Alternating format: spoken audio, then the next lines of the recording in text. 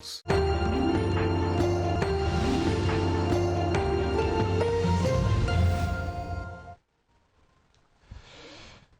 ایک بار پھر آپ کو خوش آمدید کہیں گے۔ جماعت اسلامی کے بانی، مشہور عالم دین اور مفسر قرآن سید ابو العالی مودودی صاحب کا آج یوم وفات، اور اسی موضوع کے اوپر، اسی چیز کے اوپر، ان کی شخصیت کے اوپر اوریہ صاحب سے بات کرتے ہیں۔ اوریہ صاحب ذرا ان کی شخصیت پر روشنی ڈالیے گا۔ دیکھیں، مولانا مودودی کی شخصیت جو ہے گزشتہ تقریباً 300-400 صدیوں میں مسلم امہ کے اندر پیدا ہونے والی شخصیتوں میں سے سب سے بڑی شخصیت نظر آتی ہے۔ اس کی 2-3 وجوہات ہیں۔ ایک تو یہ ہے کہ جیسے ہی ملوکیت آئی ہے مسلمانوں کے اندر، تو مسلمانوں میں جو دین تھا وہ مدرسوں تک محدود ہو کے رہ گیا تھا، اور علماء نے یہ فرض سنبھال لیا تھا کہ چونکہ باہر تو ملوکیت آ گئی ہے سخت قسم کی، تو ہمیں دین کو اپنے اس تک محدود رکھنا ہے، اور ہمیں زیادہ لڑائی جھگڑا نہیں کرنا تاکہ امت کے اندر انتشار پیدا نہ ہو۔ یہی وجہ ہے کہ 4 بڑے فقہا جو ہیں، جن میں امام مالک ہیں، امام ابو حنیفہ ہیں، امام احمد بن حنبل، امام شافعی، ان سب نے دین کی ایک ایک شق کو محفوظ کیا اور لوگوں تک رکھا۔ لیکن ایک بات وہ ہمیشہ سے کہتے چلے آ رہے تھے کہ جب بھی دین کے اندر جو اس کی بنیاد ہے، اگر اس کو تبدیل کرنے کی کبھی کوشش کی تو لوگ کھڑے ہو گئے۔ اس مسئلے میں ائمہ اہل بیت جو ہیں، خاص طور پہ امام زید بن علی ہیں، یا امام نفس زکیہ ہیں، یا امام ابراہیم نفس زکیہ ہیں، ان سب نے بڑی کوشش کر کے سب کو آگے بڑھایا سارے معاملے کو۔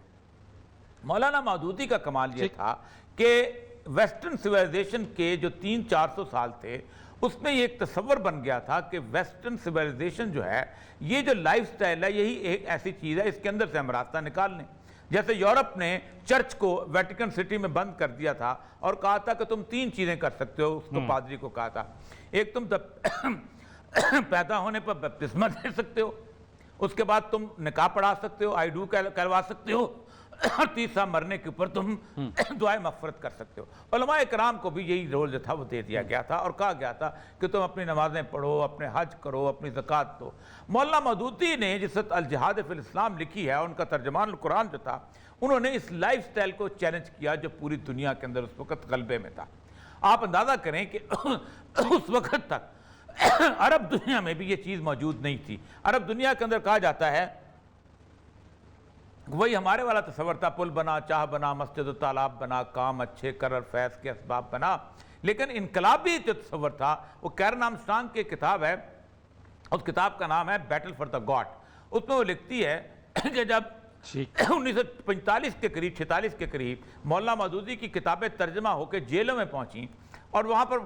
سید قطب شہید اور سید حسن بنا شہید جو تھے اخوان المسلمون کے، یہ وہاں موجود تھے، تو انہوں نے جب پڑھی تو ان کے ہاں اسلام کا جو انقلابی تصور ہے وہ ان کے سامنے آیا، اور پھر اخوان المسلمون کی پوری تحریک جو ہے انقلابی ہو گئی، اور ان کی جو فی ظلال القرآن ہے اس کے اندر بھی یہ ساری چیزیں سامنے آئیں۔ میں مولانا مودودی سے ان کے اثر کی محفلوں میں جایا کرتا تھا، اور خاص طور پہ میرے اوپر ان کا ایک بہت بڑا احسان ہے کہ میں نے ایک وقت الحاد میں گزارا تھا، اللہ تبارک تعالیٰ کا ایک منکر ہو گیا ہوا تھا۔ اس کو اگر میں مولانا مودودی کی وہ فلسفیانہ کتابیں، 12-13 سال کی عمر تھی، مجھے وہ تنقیحات کے وہ مضامین جو ہیں کہ جس میں اقلیت کا فریب، وہ میں نہ پڑھتا تو شاید آج اس حالت میں نہ ہوتا، اور دین کی روشنی جو ہے وہ میرے پر دوبارہ جو ہے وہ نازل نہ ہوتی۔ ان کا بڑا احسان ہے۔ تو میں اکثر ان سے سوالات جب کرتا ہوتا تھا تو اکثر اوقات ان کے جواب اتنے آسان اور سادہ اور سیر ہوتے تھے کہ جیسے پوری بات واضح کر دی ہو۔ اور ان کی اپنا علمی کام میں تفہیم القرآن ایک ایسی کتاب ہے جو ان کی تفسیر انہوں نے لکھی ہے، جو ماڈرن ڈے سینسبلٹی میں، مطلب دیکھیں، ایک ہوتا ہے تفسیر کے اندر الجھنا، یہ اس کا مشتق یہ ہے، اس کا ماخذ یہ ہے، اس کا مصدر یہ ہے، اس کا فلاں یہ ہے۔ ایک ہوتا ہے کہ پورے کے پورے دین کے اس کو تصور کو سادہ انداز میں اور ماڈرن پرسپیکٹیو کے اندر بیان کرنا، یہ انہوں نے تفہیم میں کیا۔ پھر ان کا جو ترجمہ ہے قرآن پاک کا وہ کمال کا ہے، عموماً ہم لفظ بلفظ ترجمہ کر دیتے ہیں، دنیا میں کسی چیز کا بھی ترجمہ نہیں کیا جا سکتا۔ میں آپ سے کہوں آپ پنجابی ہیں تو آپ اس کا ترجمہ کر کے دکھائیں کہ بلیا کی جانا میں کون، تو آپ کہیں گے اس کا ترجمہ نہیں ہوتا۔ ٹھیک اسی طرح ابر غالب کا یہ شعر ہے کہ کاوے کاوے سخت جانی ہائے تنہائی نہ پوچھ، اس کا انگریزی میں ترجمہ کریں تو نہیں ہوتا، تو قرآن پاک کا کہاں ہو سکے گا؟ تو مولانا مودودی نے ایک کمال یہ کیا تھا کہ انہوں نے کہا نہیں، میں اس کا ترجمہ ایسے کروں گا کہ اس کا مفہوم بیان کروں گا تاکہ اس کے ترجمے کے اندر کم از کم وہ حسن ضرور قائم رہے جو اس آیت کا حسن ہوتا ہے، جس کو پڑھ کے لوگوں کی آنکھ میں آنسو ضرور آئیں، جس کو پڑھ کے لوگوں کو اللہ تعالیٰ کی رحمانیت کا تصور جو ہے واضح ہو۔ تو ان کا ترجمہ جو ہے بڑا کمال کا ترجمہ ہے، اور اس ترجمے کے اندر انہوں نے وہ تمام تر حسن کو قائم رکھا ہے کہ جو حسن جو ہے وہ ایک ترجمے کا ہونا چاہیے، کہ جس میں یہ نہیں کہ الف سے کا ترجمہ الف کیا گیا، بے کا ترجمہ بے کیا گیا، اور اس کا وہ نہ ترتیب بن سکی نہ وہ چیز آ سکی، اگرچہ کہ وہ بھی بہت بڑا کام تھا جو ہمارے بزرگوں نے کیا، پہلے فارسی میں شاہ ولی اللہ نے کیا، پھر ان کے بیٹوں نے کیا شاہ ولی اللہ کے، لیکن مولانا مودودی کا ترجمہ جو تھا یہ عام فہم ترجمے نے پورا ایک انقلاب پیدا کر دیا۔ اس کے ساتھ ایک اور چیز بڑی اہم ہے کہ ان سارے کاموں کے ساتھ سب سے مشکل کام یہ ہوتا ہے کہ آپ ایک تحریک بھی پیدا کریں۔ اب وہ وہاں سے آپ دیکھیں حیدرآباد دکن میں پیدا ہوئے، پھر اس کے بعد دلی میں آئے، دلی میں آ کے ترجمان القرآن نکالا، جمعیت دلی کے ایڈیٹر رہے، پھر وہاں سے اٹھ کے پٹھان کوٹ کے اندر ایک بے آب و گیا علاقے کے اندر ایک جگہ لے کے انہوں نے جماعت اسلامی کی بنیاد رکھی، اور آج دیکھیں جماعت اسلامی اس ایک آدمی کی فکر سے میں چل رہی ہے، آج اس کے اندر اور کوئی فکر نہیں، صرف مولانا مودودی کی فکر ہے جو روشنی کے طور پہ آگے۔ بلا شبہ، اور یہ صاحب بالکل آپ نے جو کہا ان کی شخصیت پہ گو کے